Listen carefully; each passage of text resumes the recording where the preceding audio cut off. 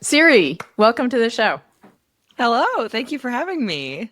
So I'm going to jump in because I get to ask this question. It's our first question. When's the last time you worried about covering your monthly expenses? Oh God, yeah, Coming in hot. Coming in so hot. Just setting the tone for everybody. It's almost always a surprising answer, I will tell you. Honestly, like recently, yeah. Yeah. Is that new, or is it sort of a constant thing you have to It is a observe? little bit newer. Yeah. Yeah. I mean,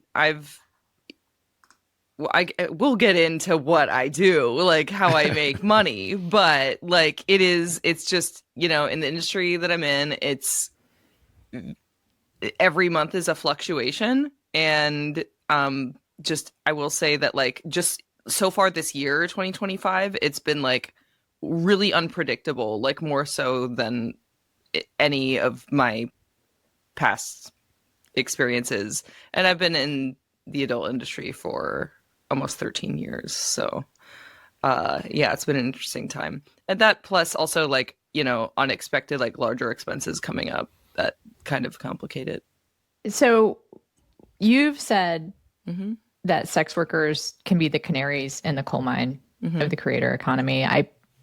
I do think the idea that people might be cutting back on their porn expenditures is for certain a leading indicator of a recession. That seems like one of those necessary goods that people only cut back on. And I'm not entirely joking with that. Like, it's kind of a funny thing to say, but the common knowledge among people who work in the adult industry is that it's incredibly recession proof. And historically that's proven to be true. And I mean, of course, there's like a whole bunch of like different like caveats that you could probably insert into that. Like plenty of people never pay for porn at all, not even once. So like, but still, I mean, it is. And then this is also happening, the economic downturn is happening at the same time that we're having all these like censorship laws passed, essentially. So it's not just the economic impact on people and them having to make hard choices like, am I going to cancel this $5 a month OnlyFans subscription? It's also just like the overall suppression of adult content, and just we're in a cultural moment where puritanical values are really popular. You exist in the traditional industry, like you shoot well-produced scenes, and then you also have an OnlyFans. So with the fluctuations you're facing right now from month to month, is that just in terms of the creator made stuff on OnlyFans? Is that something, is that a big portion of what you depend on every month? Or are the industry shoots, are those also sort of fluctuating? So yes, about over 80% of my entire business revenue, which is what I depend on to live, and to support my small childless family. I say that because I am the breadwinner. They're legitimate family members, and they are expensive. My expensive cats and my partner as well, because I'm the breadwinner. I financially support my partner. My brain just totally like lost it with like joking about supporting my expensive ass cats. What was the actual question? It was the OnlyFans. It's like 2 seconds. Yeah, ago. I was curious if the industry fluctuates like the OnlyFans does as well. Got it. I'm an evening active brain person. This is what happens when I have to use in my brain before like 5 p.m. So yeah, over 80%, and this has been true since I started doing OnlyFans back in 2019. Over 80% of my money is coming from there.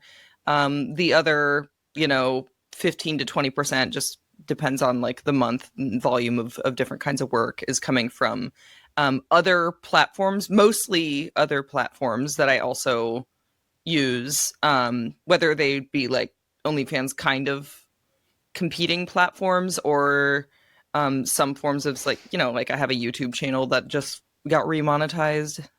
I had to like apply to get monetized again because I lost monetization last year. And things also like ad revenue that I get paid from Pornhub. But like truly like specifically the website OnlyFans is the vast majority of my income. A very small percentage of it is actually paid shoots from studios. That's been kind of the case for a while, but it's like less and less every year. I mean, I think I don't really have a great perspective on if that's like a common experience among performers, especially like performers who have been around as long as me. There's always a bit, especially when you've been around for a long time, there's always going to be an ebb and flow to things. Like I'm not like the new hot girl that everyone's trying to book. Also, I mean, I get a lot of booking requests. Well, not a lot. I mean, I probably get like one every other month that I just turn down because I'm not interested at all. So like what my attitude towards working for studios is like, I'm not just working to get any paycheck. Like, especially when I consider that for a typical scene rate for like, and my rates are higher than what is like probably standard for like any like garden variety performer in the industry. I also keep them low enough that like smaller studios can afford to hire me because a lot of like I'm friends with a lot of directors that do more like indie porn, and like I want them to be able to afford my rate, or I'll negotiate it lower if that works for both of us. But like a lot of like really top OnlyFans girls that I've seen actually do like studio scenes, they have like astronomically high rates. So I'm only establishing that to say like when I go and do like a typical like sex scene for a studio, I'm getting a paycheck one time and it's like less than $2,000. And like I'm never going to get any more money off of that project at all. So I don't really have a financial incentive to do a lot of studio work because I could shoot a solo scene in my bedroom and make easily like that scene. Typically, like a typical number would probably be that scene would make me between like $5,000 and $8,000 in a year. And it took a lot less time. There's no residuals in the porn industry. Correct. There's no residuals at all. Yeah. So that being said, though, I have gotten way less shoot offers than I normally would. Like by this point in 2025, like I've had a lot less asks for booking, and while you know I've had some asks that I turned down because I wasn't interested in the project, like I've actually worked 4 days on set for porn studios for the entire year so far, and it's August. I mean, quick question. Mm-hmm. So you turn down projects. You said you don't want any paycheck. I'm assuming a lot of the offers is just turned down because they're not meeting your rate. But like, what are the other reasons that it's actually not really a rate thing. It's I mean, because you normally like people don't. I mean, I've been around in the industry for a while, and there's not a lot of companies I've like never ever worked for. So usually they know my rate because like I haven't changed my rates. Last time I changed my rates was in 2022. I like increased them a bit across the board, but they've been the same since then. So companies generally like know, like most people who would be doing the work of like reaching out to book me, they already know. They have like a history of what my rate is. So it's not that. It's more like if I'm not interested creatively, like, right. You know, like sometimes I'm just like, no, I don't want to do another like MILF thing this month. That doesn't like, cause again, because I don't get residuals, I don't like working for studios doesn't pay nearly as much as just making my own content. It's like when I'm going to be on set for a studio, like I would prefer for it to be creatively fulfilling in some regard and not just be, you know, another one of the typical like sort of character trope scenes that gets made into a GIF ad on Pornhub. Those are really fun. I've had a lot of fun doing those, but it is just kind of like, I don't know. It's not. I do believe that porn is an art form, and I get more excited about projects that feel maybe a little more elevated in some regard. That sounds so snobby to say, but it's not coming from a place of snobbery. It's just coming from a place of like, I've been doing this so long, like those scenes aren't as interesting. Like I've been in too many of them. It's like kind of boring to me now.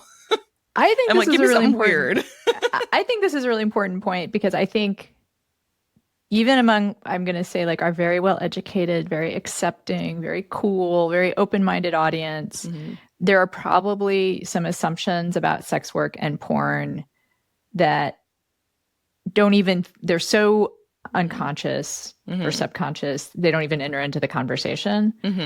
And I think one of them might be that sex work and doing porn, OnlyFans, is not something one enters into in order to have creative fulfillment, right? Like that's a common one, I would say. Yeah. But do you want to talk a little bit about that? Because I think even though I agree, I find it a little fascinating that it is something that one does because it's interesting and fulfilling in ways that any kind of, I think you use the term art. Yeah. Like any art form. It's an art form. Yeah. Yeah. I mean, God, it's not that like it's such a wild thing to me that people have that attitude because I'm like, are you paying attention to anything? Like when I hear people like really like completely write it off as like just, oh, it's just smut. There's nothing artistic about it. I'm like, okay, well, you just told me everything I need to know is like the only time you ever look at porn is when you go to a tube site and you only click on the free stuff. And you're probably basing most of your judgment on the clickbaity ads all over the site. And you're assuming that the whatever kind of aesthetic of porn that these ads are shoving in your face is like, that's all there is out there. That's all of it. And it's such a fucking lazy take. It really, really annoys me because this is a very common one. It's very common also for like mainstream celebrities to go on the record and like talk shit on the porn industry. And I'm like, truly, you have not explored this as an art form, as a form of media. Like you are talking out of your ass. You do not know what you're talking about. It's like there are so many people creating adult media and infusing a lot of personality, a lot of creativity, a lot of art into it. And sorry, just because you're not aware that they're doing it because you haven't seen it, like you're just it's like you're not enough of a porn hipster, okay? Like you don't know not the into deep the cuts. indie porn. Like you're just listening to the Billboard Top 40 of porn. Right. Sorry for you. Like you got to touch porn grass. Yeah.